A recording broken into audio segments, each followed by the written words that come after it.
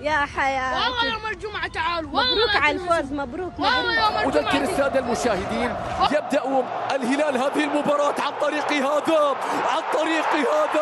مستحيل البداية، يا لها من بداية كانت عن طريق الرقيب يعلق نجمة وثنتين، مهاجم وهمي يصبح يضع الكرة واحد يحضر والذي يتواجد.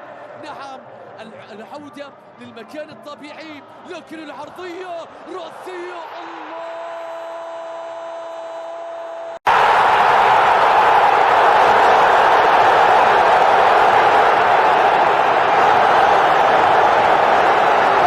قلت بعد ماكسيمان، هذا واضح، وإن ما زالت بعض الأحيان الهلال يخليك تسجل في نفسك.